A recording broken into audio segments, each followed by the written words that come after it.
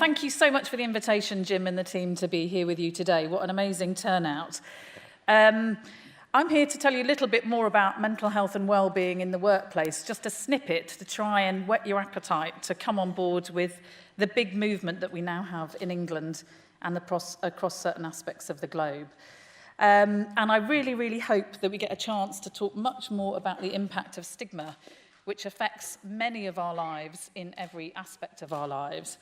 But before I talk a little bit more about the work that we've been doing with employers and the rest of society, I just need to explain that Time to Change is a partnership of two big mental health charities, Mind and Rethink Mental Illness.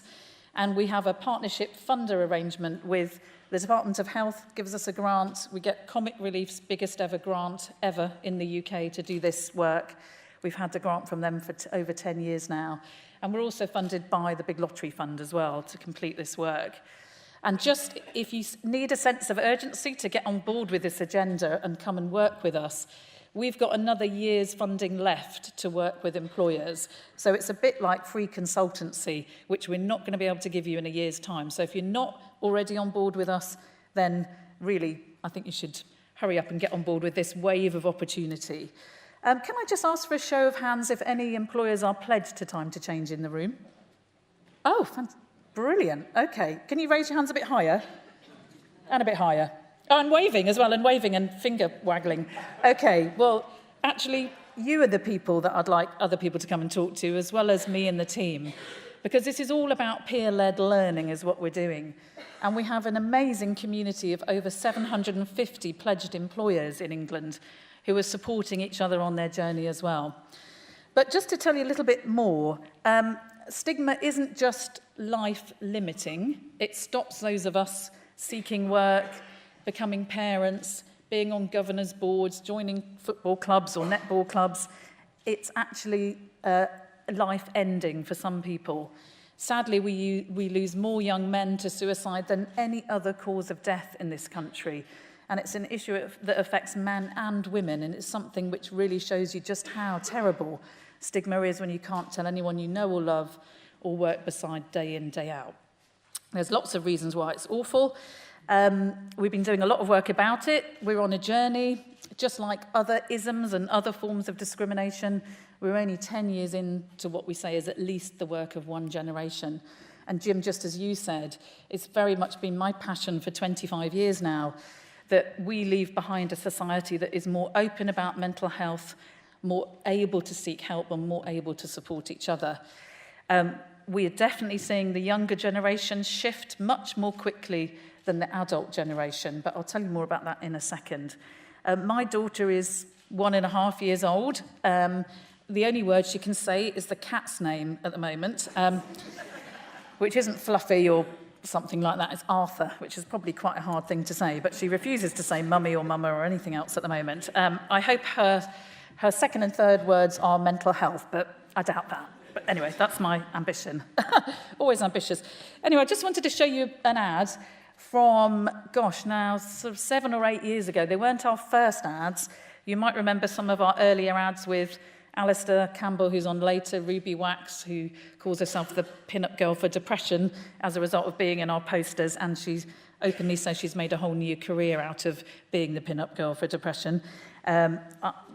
We do a fair bit together, and they've both been amazing ambassadors, and Frank Bruno as well.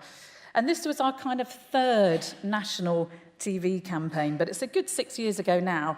But hopefully it'll just give you a sense of the challenges that we still face in many workplaces. Oh look, Dave from accounts is back at work. He's been off for ages with some kind of mental illness. That's an awkward one. Should I say anything? I don't know how I react. All right, Dave. Good to see you back, mate. How you feeling? How am I feeling? Hang on, I've just got to take this call.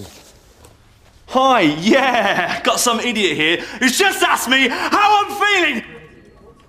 How am I feeling?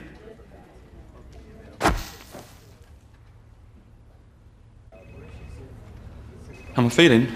Sorry, I'm just off home, because I'm a bit late for dinner. Okay. All right. See you later.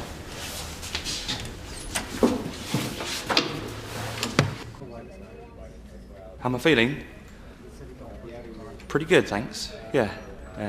good days and bad days, but yeah, I'm glad to be back at work. Cheers for asking. No worries. How are things with you? Yeah, great, can't complain. Yeah. Yeah, been busy as always. So it's taken a long time to move mental health from the margins to the mainstream. And this was the theme of many, many conferences that we held at Mind 20 years ago. And we've definitely seen progress there. And in the workplace, we've definitely seen what I call mental health has been in the too hard to do basket, move into there's something we can do about it, there's people we can work with, and there's major progress that we can make. And I think some of the drivers for that are absolutely about the bottom line. They're about greater productivity, they're about staff engagement, and a legal and moral duty to look after the mental health and well-being of the whole workforce, but to make sure that the 1 in 6 British workers that experience a mental health problem are looked after, are signposted, are able to get support from colleagues, line managers. And I'll come on to the way that we're doing that with many amazing employers here in the room today. So one of our big 6 national projects, as well as the advertising campaign, is the work with employers. We've got 750 employers pledged to Time to Change. You're not allowed to just pledge and jump on the bandwagon. You have to have a concrete action plan, and I'll tell you more about that in a second. This range of employers is all sectors, all industries, private, public, voluntary, you name it. I get the great privilege to be at many of the pledge events with chief execs and chairs. And I've been doing things like sitting in an army tank with an army garrison, didn't expect to do that in this job, going along to Lindt Chocolate's head office, which was obviously a low point of my career, coming back with a bag full of free chocolate. But if Lindt Chocolate can do it, Sky, all the major broadcasters, Channel 4, soon to be ITV, all national government departments, many construction firms, law firms, retailers, banks, you name it, half of all universities are on board. This is relevant to every single workplace, whatever size of business you're in, whatever sector you're in. And I'm just going to show you a little bit more about the process because I'm conscious of time. We have 7 key principles that we expect to see most elements of these in action plans. So this has to be led by your organisation. And the 3 key things that we look out for are senior leadership on the issue. So you have to, at executive level, show that it's safe to talk about mental health. The right support will be there when staff need it, and that you're taking a leadership position on this. You have to make sure that line managers are equipped to have the conversations, to check in with staff on their well-being, and to know what to do and where to signpost people. They don't have to be mental health experts. Many of us become line managers with technical competency and we get promoted. Most line managers don't have any training. Who talked about mental health at school? Who talked about it through their careers? When they become people managers, how much do they know about having open conversations and knowing a little bit about mental health? And the third thing is lived experience leadership is our jargon. I'm someone that lives with depression and anxiety. My 2 episodes, major breakdowns, both times I felt suicidal, both times I decided there wasn't a reason to live. I was that depressed. And people can't believe that somebody with anxiety can speak on national platforms, can do a high-profile, high-pressure job. But of course we can. There's ways of managing it. Recovery is possible. There are many leaders and senior leaders and everyday people in workplaces living and coping with mental health problems. My 2 breakdowns were related to things, crap things, or I was going to swear, but I won't, I'll save you from that. Crap things that hit us all in life. And my last breakdown, and I've managed it through medication and counselling and therapy, was to do with a diagnosis of cancer. Now, why people with terminal illnesses and substantive physical health issues don't get immediate psychological support, God only knows, but that's a future campaign, I think. But we should be treating mental health in the same way that we treat physical health. Now, I live with cancer and I live with anxiety, but that doesn't stop me, it doesn't limit me. I'm fortunate to be here to be able to carry on campaigning, but we need to change the way that we see mental health as a deficit to not as a deficit, to something that can support productivity and help staff engagement. So on that note, there's a big movement in England. We work with many countries around the globe and very much hope that very soon we can talk about more global work that we can do to support other parts of the world. Big online movement with lots of digital innovation. We started this campaign when Facebook and Twitter and Instagram didn't exist, which seems inconceivable to think about a life without those things. But for us, they're mostly a very positive thing, supporting and nurturing a very empowered movement. We work with half of all secondary schools. Mental health, believe it or not, is not on the school curriculum, much to the shame of many countries, but half of all secondary schools are working directly with us. We run a national day of talking, so some of the employees in the room will have done activity just a couple of weeks ago, a national day of openly coming together as a nation and talking openly about mental health. Last year, we were very fortunate to have, because the Royals are talking about mental health now, which is an absolutely incredible thing, and I had the pleasure of hosting Prince Harry coming to one of our pledged employers. I have to say, he's more handsome in real life, even more handsome in real life. Incredibly tall, and he's very down with the kids, actually. I think I would like him the best, actually. So he's anyway, he's no longer available, so I should shut up and move on. But how do we know?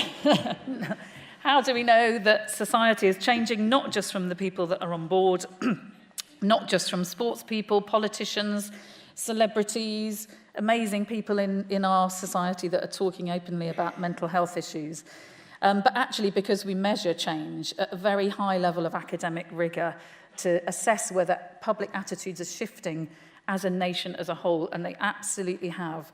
Our evaluation partners at King's College London call it a sea change in attitudes. Now, in no way, shape or form is that job done. And I'm just going to ask you one question in a show of hands because I'm conscious of time. I'm going to ask you a question later in the day when I pop up towards the end. Could you tell me the response to these three quick questions, but they're going to be quick fire because I've got about a minute left. Say you've had an experience of depression in the last year. I know this is theoretical for some and real for others. Would you be willing to talk to extended family about it if you're at someone's wedding in your family? Hands up if you'd be willing to talk about your own experience of depression to your aunt, great uncle, grandparents, siblings, depending on how old you are. Would you talk? Wow, you'd talk about it openly. Right, that's great. Okay, hands down. Hands up if you talk about it. I'm imagining you all love your jobs, but say you're at a job interview somewhere else, not in your current employer, and this is all theoretical, of course. Would you be willing to talk about it at a first job interview? Right, I think that's pretty much no one. Okay, second is imagine you're on a first date. For some of us, that's quite nice, who are married and shouldn't be saying that, but anyway. So I hope you're not broadcasting this live, otherwise I'm in deep shit when I get home. Anyway, imagine you're, no, don't tweet that. Imagine you're on a first date. The other important thing to imagine or remember is that you want to see this person again, so you don't want to put them off. You've got through the starter, you're on the main course. Remember, you fancy them, you're attracted to them, you want to see them again. Would you then talk about depression as something that you've experienced on a first date, knowing you want a second date? Hands up if you would. Oh, gosh, even. Okay, some, but not very many. Okay, so imagine the scale of our ambition is to get you all to put your hands up in response to those three scenarios, and that's where we need to get to. So we are only at the foothills of mountains of social change. But my job here today is to encourage you to come on board for your sake, your employees' sake, for society's sake, and our future generations' sake. So please come and see me. We'll be at the breaks with a whiteboard. We're asking you, if you're interested, put your details down and the team will come back to you. But a massive thank you for the invitation to speak to you today, and enjoy the rest of your day. Thank you.